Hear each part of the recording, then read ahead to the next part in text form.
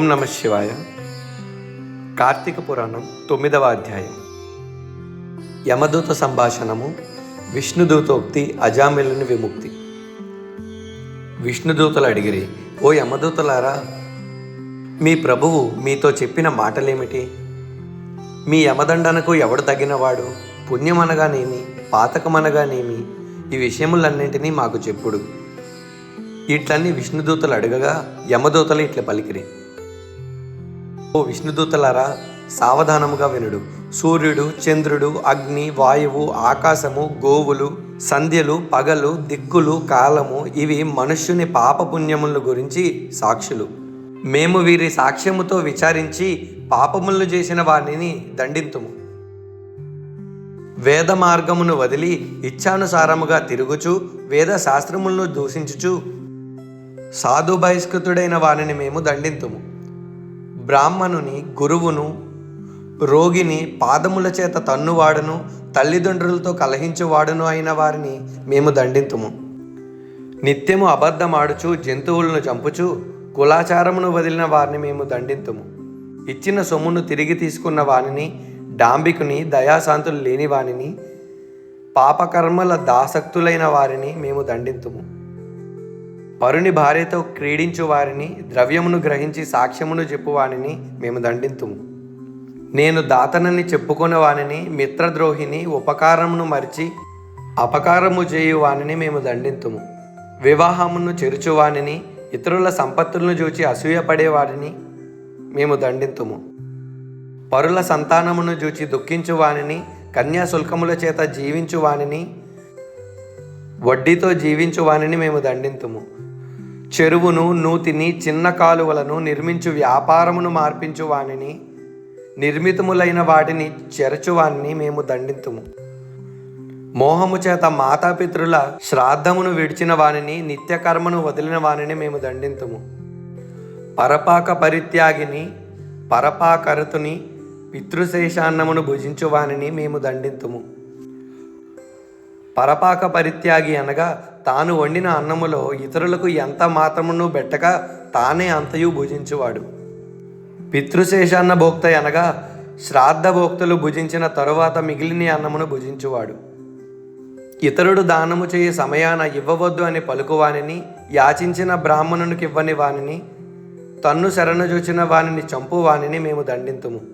స్నానమును, సంధ్యావందనమును విడుచువానిని, నిత్యము బ్రాహ్మణ నిందకుని, బ్రాహ్మణ హంతకుని, అశ్వహంతకుని, గోహంతకుని మేము దండింతుము. ఈ మొదలైన పాతకములు చేయు మానవులు యమలోకమందు మా చేత యాతనలను పొందురు.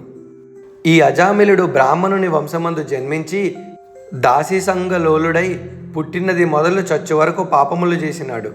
ఇతనిచే చేయబడిన పాపములకు మితి లేదు. ఇట్టి విప్రాధముడు మీ విష్ణులోకమునకు ఎట్లా అర్పుడగుడు?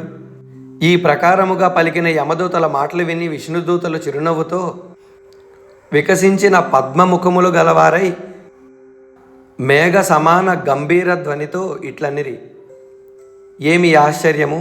మీరింత మూఢులు! ధర్మ మర్యాదను మేము చెప్పెదము, సావధానముగా వినుడు. దుస్సంగమును విడుచువాడు, సత్సంగమును ఆశ్రయించువాడు, నిత్యము బ్రహ్మచింతనము చేయవాడు యమదండర్హుడు కాడు. స్నాన సంధ్యావందనములు ఆచరించువాడు, జప హోమాదులు ఆచరించువాడు, సర్వభూతములందు దయావంతుడును యమలోకమును పొందడు. సత్యవంతుడై అసూయ దోషరహితుడై జపాగ్నిహోత్రములను చేయుచు కర్మఫలములను బ్రహ్మయందుంచిన వాడు యమదండర్హుడు కాడు. కర్తృభోక్తృత్వాదులను సగుణ పరమేశ్వరుని యందు స్థాపించి ఈశ్వరార్పణ బుద్ధితో కర్మలను ఆచరించుటచే తాత్పర్యము గలవాడు యమమందిరానికి వెళ్ళడు. అన్నదానం ఆచరించువాడు జలదాతయు, గోదానకర్తయు, వృషోత్సర్గకర్తయు యమలోకమును పొందడు. వృషోత్సర్గము అనగా ఆబోతును అచ్చుపోసి వదులుట. విద్యను గోరిన వారికి విద్యదానం ఆచరించువాడు, పరోపకార మందాసక్తి గలవాడు యమలోకమును పొందడు. హరిని పూజించువాడు, హరినామము జపించువాడు, వివాహములను ఉపనయములను చేయువాడు యమలోకమును పొందడు. మార్గ మధ్యమందు మండపములు కట్టించువాడు, క్రీడా స్థానములను గట్టించువాడు, దిక్కులేని శవమునకు మంత్ర సంస్కారమును జయించువాడు యమలోకములను పొందడు. నిత్యము సాలగ్రామార్చన ఆచరించి ఆ తీర్థమును పానము చేసి దానికి వందనమాచరించువాడు యమలోకమును పొందడు. తులసీ కాష్ట మాలికను మెడయందు ధరించి హరిని పూజించువాడు సాలగ్రమును పూజించువాడు యమలోకమును పొందడు. భాగవతమును వ్రాసి గృహమునందు పూజించుచున్నను గృహమందుంచుకున్నను యమలోకమును పొందడు. సూర్యుడు మేషతుల మకర సంక్రాంతులు ఎందుండగా ప్రాతస్నానం ఆచరించువారు యమలోకమును పొందరు. రుద్రాక్ష మాలికను ధరించి జపదాన హోమాదులను ఆచరించువాడు యమలోకమును పొందడు. నిత్యమును అచ్యుత గోవింద అనంత కృష్ణ నారాయణ ఓ రామాయని హరినామ సంకీర్తన ఆచరించువాడు యమలోకమును పొందడు. కాశీయందు మణికర్ణికా ఘట్టమునందు హరినామస్మరణ చేయుచు మృతునందిన ఎడల వాడు సర్వ పాపములు చేసిన వాడైనను యమలోకమును పొందడు. దొంగ, కళ్ళు త్రాగువాడు, మిత్రహంతకుడు, బ్రాహ్మణ హంతకుడు, గురు భార్యరతుడు, స్త్రీహత్య, రాజహత్య, గురుహత్య, గోహత్య చేసిన పాపాత్ములు మరణకాలమందు హరిని స్మరించిన ఎడల పాప విముక్తులగుదురు. మహిమని తెలుసుకొని గాని తెలియక గాని మరణకాలమున హరినామ సంకీర్తన గావించిన వారు పాపాత్ములైనను ముక్తులగుదురు. పడినప్పుడును, తొట్రుపాటు పొందినప్పుడును, కొట్టబడినప్పుడును, జ్వరాదుల చేత పీడించబడినప్పుడును, సప్త వ్యసనముల చేత పీడించబడినప్పుడును, వశము కానప్పుడును హరి హరి అని అన్న ఎడల యమయాతన పొందడు. అనేక జన్మలలో సంపాదించబడి ప్రాయశ్చిత్తములు లేక కొండల వలె పెరిగి ఉన్న పాపములనియు భూమి యందు గాని స్వర్గమందు గాని హరినామ సంకీర్తనము చేత నశించును. మరణావస్థలో ఉన్నవాడు హరినామ స్మరణము చేసిన ఎడల వాని పాపములన్నీయు అగ్నిలో నుంచిన దూది వలె నశించును.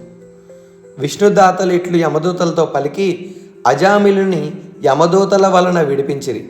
తరువాత అజామిలుడు విష్ణుదూతలకు నమస్కారము చేసి, మీ దర్శనము వలన నేను తరించి తిననెను. తరువాత విష్ణుదూతలు వైకుంఠమునకు పోయిరి. తరువాత అజామిలుడు యమదూత విష్ణుదూతల సంవాదమును విని ఆశ్చర్యపడి, అయ్యో ఎంత కష్టమాయను, ఆత్మహితము చేసుకొనలేకపోతిని కదా, చిచ్చి నా బతుకు సజ్జన నిందితమాయను కదా, పతివ్రత అయిన భార్యను వదిలివేసి కళ్ళు తాగేడి ఈ దాసీ భార్యను స్వీకరించి తిని కదా, వృద్ధులు నాకంటే వేరే దిక్కులేని వారును పుణ్యాత్ములు అయిన మాతపితృలను నీచుడనై విడిచి తిని కదా, అయ్యో ఎంత కష్టము, ధర్మమును చెరచువారు కాముకులు నిరంతరం అనుభవించడి నరకమందిప్పుడు నేను నిశ్చయముగా పడేటివాడును. ఇది ఏమి ఆశ్చర్యము, ఇది స్వప్నమా? ఆ నల్ల కత్తులను ధరించిన యమభట్లెట్లు పోయిరి. నేను పూర్వజన్మమందు పుణ్యమాచరించిన వాడను, ఇది నిజము. అట్లు గానిచో దాసీపతి అయిన నాకు మరణకాలమందు హరిస్మృతి ఎట్లు కలుగును? నా జిహ్వ హరినామం ఎట్లు గ్రహించును? పాపాత్ముడైన నేనెక్కడ? అంత్యకాలమంది స్మృతి ఎక్కడ? సిగ్గు విడిచి బ్రాహ్మణులను జంపు నేనెక్కడ? మంగళకరమైన నారాయణ నామం ఎక్కడ? అజామిలుడిట్లు విచారించి నిశ్చలమైన భక్తిని పొంది జితేంద్రియుడై కొంతకాలముండి సాయుధ్యముక్తిని పొందెను. కాబట్టి నారాయణ నామకీర్తన గావించువారు సమస్త పాప విముక్తులై వైకుంఠ లోకమును పొందుదురు. ఇందుకు సందేహము లేదు. ఇంతటితో కార్తీక పురాణం 9వ అధ్యాయం సమాప్తము. ఓం నమః శివాయ.